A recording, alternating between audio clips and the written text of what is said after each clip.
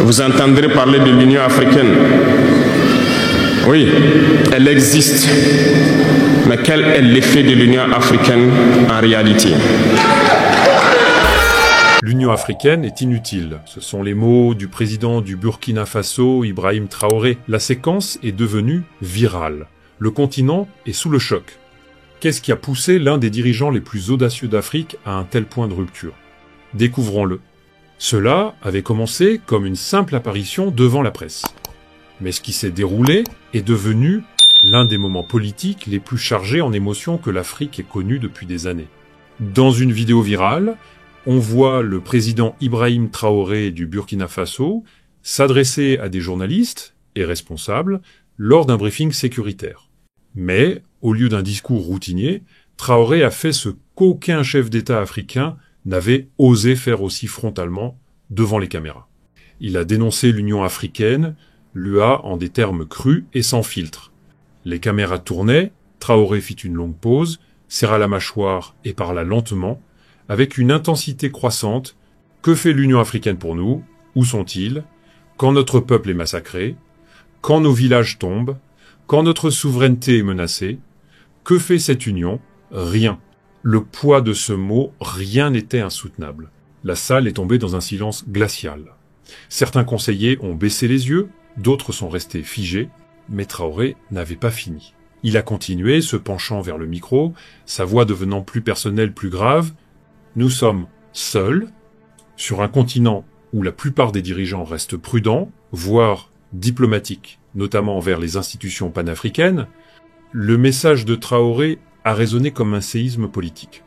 Et ce qui rend cette sortie différente d'un simple désaccord politique, c'est pas seulement son audace, c'est le moment dans lequel elle intervient. Le Burkina Faso est actuellement l'un des pays les plus assiégés d'Afrique. Depuis des années, le pays subit des vagues d'insurrections brutales, de déplacements massifs, de sabotage économique et de campagnes de diffamation médiatique. Depuis qu'Ibrahim Traoré a pris le pouvoir en 2022 via une transition militaire, son administration a expulsé les troupes françaises, lancé de vastes réformes et tenté de reconstruire la sécurité nationale avec des moyens limités. Et tout au long de cette tourmente, l'Union africaine est restée quasiment absente. Des déclarations vagues, pas de soutien matériel, aucune stratégie concrète et encore moins de protection politique. Alors lorsque Traoré s'est levé et a craqué, il ne faisait pas que vider son sac. Il disait tout haut ce que beaucoup ressentaient déjà tout bas. La plus grande institution du continent était devenue spectatrice. Et ce n'est pas juste un désaccord politique, c'est spirituel. L'Union africaine a été fondée pour défendre la souveraineté, l'unité et la dignité.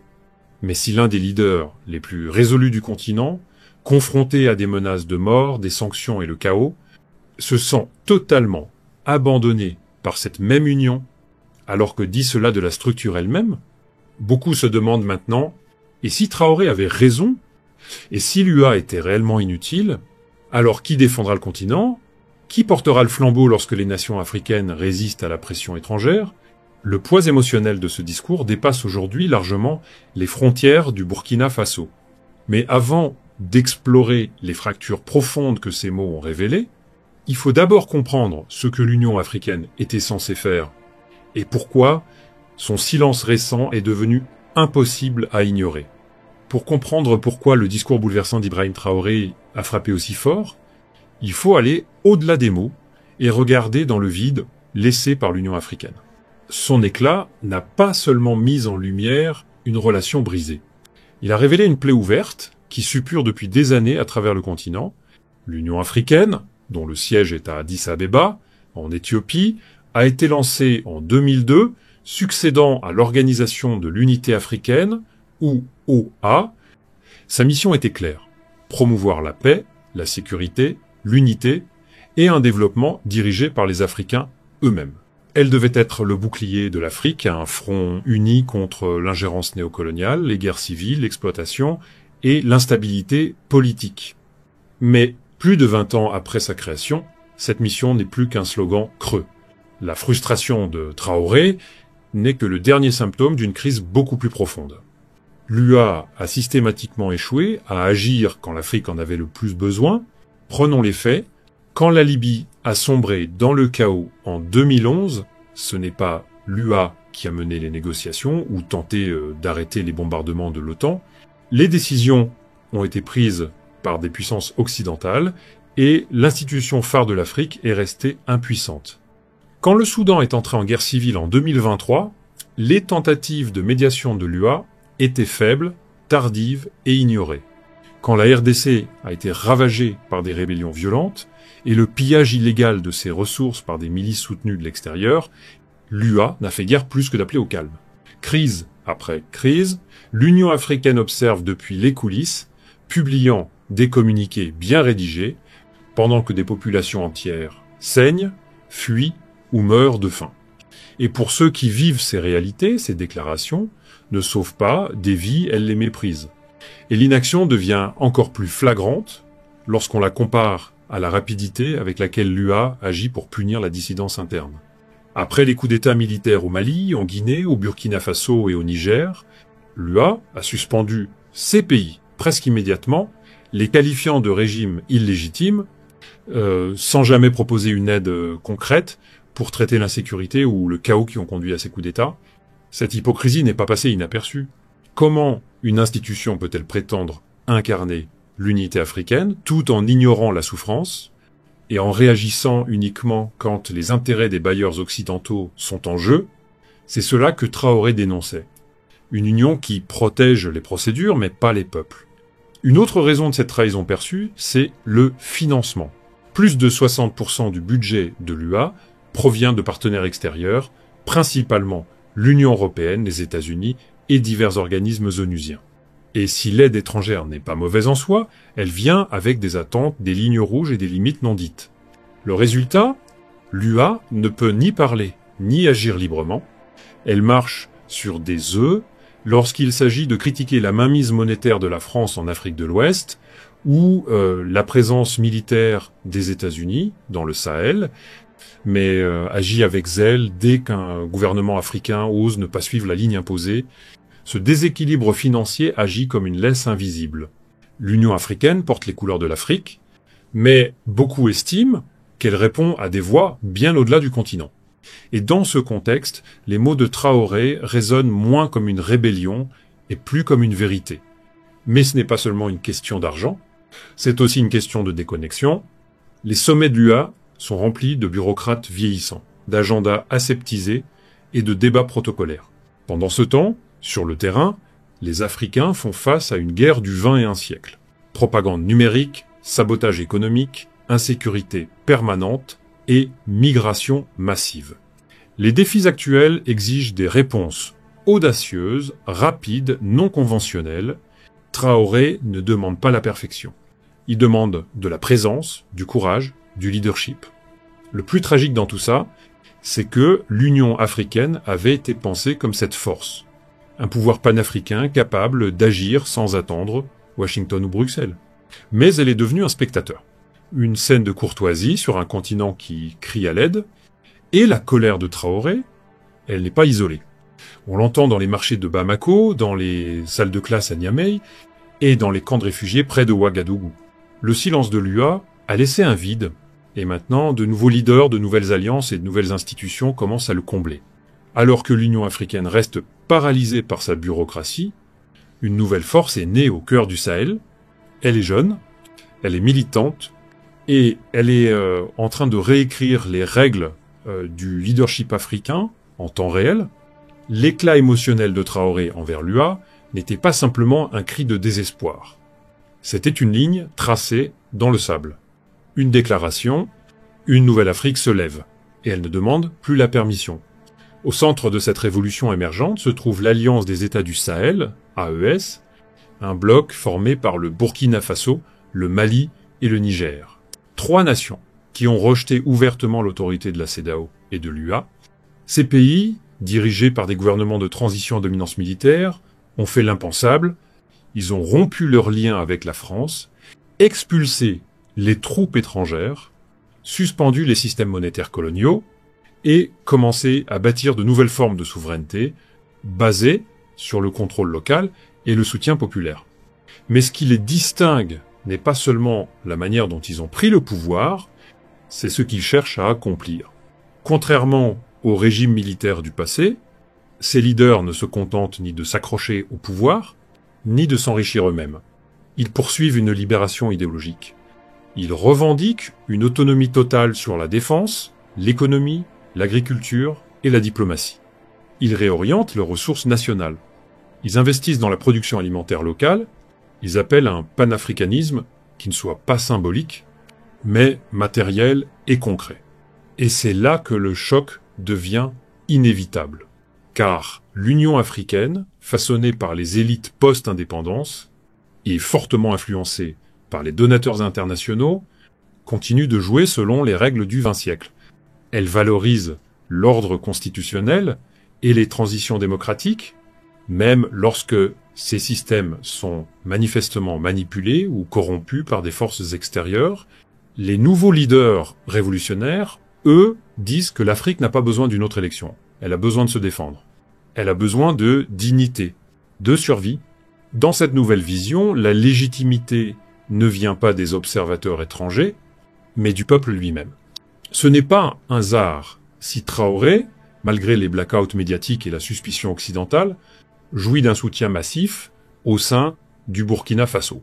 Ces rassemblements attirent des milliers de personnes, son image est peinte sur des fresques murales, il ne parle pas en jargon diplomatique, il parle dans une langue qui résonne avec la jeunesse africaine, celle qui n'a jamais vu un État la protéger.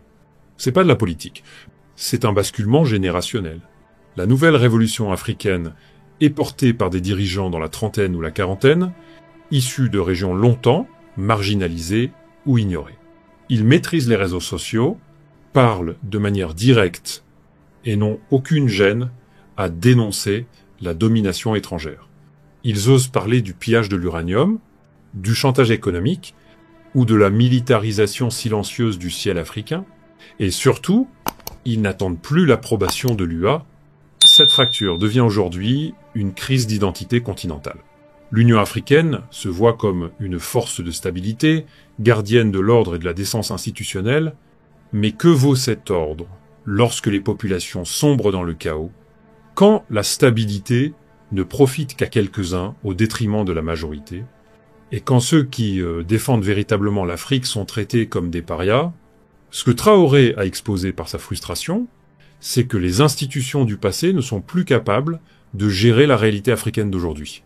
Elles sont enchaînées à des protocoles qui ne reflètent plus l'urgence des temps, loyales envers des structures mondiales qui ne respectent plus la souveraineté africaine, et dirigées par des officiels qui parlent de paix sans jamais avoir entendu le bruit des drones, ou senti l'odeur des villages en cendres. Pendant que l'AES trace sa propre voie, formant des coalitions de sécurité, développant des industries locales, et collaborant ouvertement avec des puissances comme la Russie, la Turquie ou la Chine, elle envoie un message clair au reste du continent: nous ne comptons plus sur l'Union africaine pour diriger, nous le ferons nous-mêmes. Mais ce nouveau modèle va-t-il réussir? Les transitions dirigées par des militaires peuvent-elles réellement offrir une gouvernance juste et durable? Ou est-ce que cette vague révolutionnaire risque de s'échouer sur les mêmes récifs de corruption et de stagnation que ses prédécesseurs? Les lignes de bataille sont tracées, mais l'issue reste incertaine. Rappel amical, pensez à liker la vidéo, à la partager et à vous abonner à notre chaîne pour plus de contenu sur la culture noire, l'histoire, la civilisation et l'identité. Cliquez sur la cloche pour ne rien manquer. Reprenons. Alors que les paroles tranchantes de Traoré résonnent encore à travers le continent, et que les nouvelles alliances révolutionnaires prennent de l'élan, une chose devient cruellement claire: l'Afrique est blessée et elle saigne seule. La tragédie, ce n'est pas seulement le dysfonctionnement des institutions comme l'Union africaine, c'est que ce dysfonctionnement entraîne des conséquences réelles et horribles pour les populations. Pendant que des bureaucrates débattent de constitutionnalisme dans des salles climatisées, des familles dans le Sahel enterrent leurs morts, fuient des attaques insurgées, ou voient leur chance asséchée faute d'aide ou de sécurité. C'est pas théorique. C'est existentiel. Au Burkina Faso, des provinces entières sont devenues ingouvernables. Des villages sont incendiés en pleine nuit. Des enseignants fuient leurs écoles. Les marchés s'effondrent. Et pendant ce temps, l'Union africaine, malgré l'existence d'un Conseil paix et sécurité, n'a envoyé ni force de maintien de la paix sérieuse, ni aide d'urgence, ni réponse rapide. Elle parle de souveraineté, mais n'offre aucun bouclier. Au Soudan, l'une des pires catastrophes humanitaires de la décennie est en cours. Des factions militaires, rivales, déchirent le pays. Des dizaines de milliers de morts, des millions de déplacés, des quartiers entiers de Khartoum sont en ruine, le système de santé s'est effondré, et l'Union africaine, elle a organisé un sommet, mais aucune protection n'est venue sur le terrain. En République démocratique du Congo, des milices armées parfois soutenues par l'extérieur continuent de dévaster les provinces de l'Est. Violence de masse, enfants soldats, pillage industriel des minerais, l'appétit mondial pour le coltan, le cobalt et l'or a transformé la RDC en champ de bataille de l'exploitation. Et l'UA, incapable même de coordonner une force régionale unifiée. Son silence est criminel. Au Mozambique, au Nigeria, en Éthiopie, au Cameroun, des formes variées de violence persistent. Conflits ethniques, guerres séparatistes, insurrections. Toutes rencontrent une même fatigue locale et une même inaction continentale. Le schéma est clair. Quand les pays africains appellent à l'aide non pas avec des mots mais avec du sang, l'Union africaine répond par une déclaration de presse, un comité ou rien du tout. Et c'est ce contexte qui rend l'émotion de Traoré aussi poignante. Car, pendant qu'il dirige le Burkina Faso, à travers l'un des chapitres les plus sombres de son histoire, il ne voit aucune cavalerie arriver. Il voit d'autres gouvernements africains assiégés, tout comme le sien. Et il voit l'organisation même censée les défendre et les unir choisir l'irrélevance, et cette trahison ne s'arrête pas aux crises militaires. L'Afrique est aussi livrée à elle-même sur le plan économique, l'inflation monte, les créanciers internationaux exigent l'austérité. Les entreprises occidentales extraient les matières premières tout en laissant pollution et pauvreté derrière elles. Pendant que certains dirigeants africains plaident pour une réforme monétaire, un allègement de la dette et une industrialisation, l'UA ne propose aucune stratégie concrète, seulement des déclarations d'intention et des sommets à répétition. Et puis il y a la catastrophe climatique, sécheresse dans le Sahel, cyclone dans le sud du continent, montée des eaux sur les côtes de l'Afrique de l'Ouest. Mais où est l'action coordonnée de l'Union africaine pour le climat? Où est sa task force d'urgence? Ses infrastructures de secours, son mobilisation de ressources continentales? Absent, inexistant. La trahison est donc plus que politique, elle est personnelle. Pour les millions de personnes qui vivent dans l'insécurité et la faim, l'échec de l'Union africaine se ressent dans chaque école vide, chaque hôpital fermé, chaque checkpoint tenu par des rebelles, au lieu de policiers. C'est pas un problème abstrait. C'est une cicatrice quotidienne, et maintenant que de nouveaux dirigeants prennent les choses en main, sans attendre l'approbation de l'UA, la question glaçante est posée: l'Union africaine est-elle devenue une spectatrice face à la lutte de survie de l'Afrique? Si elle n'agit pas face au bain de sang, si elle ne protège pas ses propres peuples, et si elle n'appuie pas les quelques dirigeants courageux qui tiennent la ligne, alors c'est son existence même qui est remise en question, et le verdict pourrait bien être rendu par une nouvelle génération. Avec le discours de Traoré encore dans toutes les oreilles, et le silence assourdissant de l'Union africaine dans un moment de crise, l'Afrique se trouve aujourd'hui à un carrefour décisif. Ce n'est plus seulement une question de leaders frustrés, ni d'institutions inefficaces, c'est une interrogation fondamentale: quel est l'avenir même du pouvoir africain? Et surtout, que remplira le vide laissé par la maison censée? Nous protéger quand elle commence à s'effondrer? 3 visions principales émergent aujourd'hui de cette fracture, tirant le continent dans des directions différentes. 1. La réforme de l'intérieur. Certains pensent que la crise de l'UA n'est pas fatale, mais structurelle. Selon eux, la solution passe par une réforme profonde et urgente. Cela signifierait élaguer les couches bureaucratiques, réduire la dépendance aux bailleurs étrangers, donner un véritable pouvoir opérationnel aux conseils régionaux de sécurité, et surtout passer des sommets symboliques aux interventions pratiques et rapides.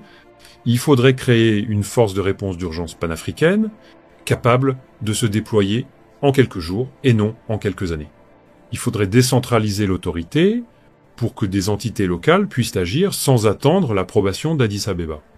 Et il faudrait transformer le Parlement panafricain de l'UA d'un espace cérémonial en un organe législatif contraignant.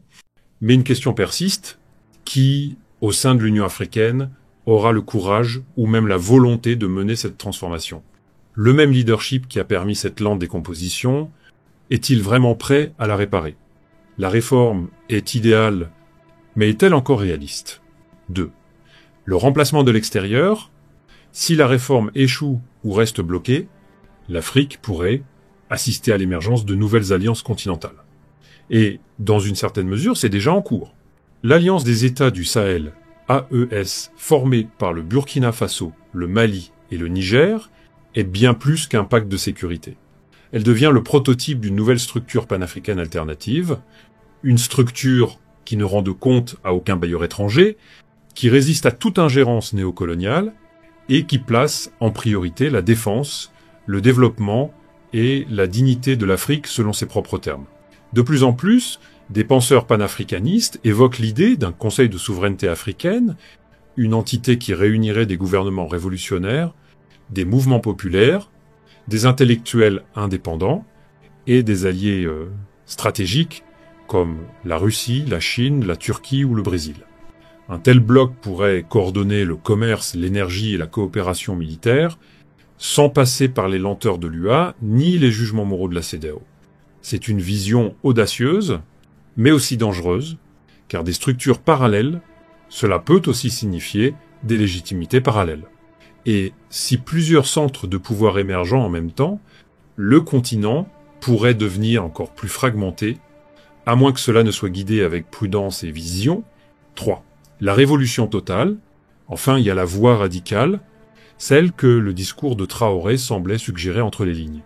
Ce n'est pas une réforme. Ce n'est pas une alternative. C'est un redémarrage complet. Un mouvement qui ne cherche ni à corriger, ni à contourner les structures existantes, mais à reconstruire l'âme de l'Afrique depuis les fondations. Dans cette vision, l'unité ne vient pas d'Addis Abeba. Elle naît d'alliances populaires tissées entre mouvements de jeunesse, coopératives paysannes, entrepreneurs numériques, artistes, éducateurs, résistants à l'extraction. C'est pas une salle de conférence. C'est un champ, une école, une station de radio, une barricade. Ce n'est pas une résolution. C'est une semence plantée, une maison reconstruite, un récit réécrit. L'objectif n'est pas seulement la souveraineté, c'est une nouvelle conscience. Et dans bien des endroits, ce réveil est déjà en marche. Quand Traoré se tient devant une foule et parle non pas en diplomate, mais avec le feu et la vérité, il ne s'adresse pas à l'Union africaine. Il s'adresse à la génération suivante, celle qui ne croit plus qu'on puisse réparer un système cassé, celle qui veut en construire un autre brut, incontrôlé mais réel. Alors la vraie question n'est plus que doit faire l'Afrique de l'Union africaine, mais plutôt qu'est-ce que l'Afrique veut devenir sans elle? Va-t-elle continuer à attendre une institution qui ne répond plus à ses besoins, ou va-t-elle se lever, diviser peu, être, mais furieuse et libre, pour façonner quelque chose de neuf, de radical, de vrai? Si cette vidéo vous a parlé, partagez-la, commentez, abonnez-vous, et rejoignez-nous dans cette aventure où l'histoire noire, la civilisation africaine et la vérité reprennent leur place. Jusqu'à la prochaine vidéo, restez éveillés et restez fiers.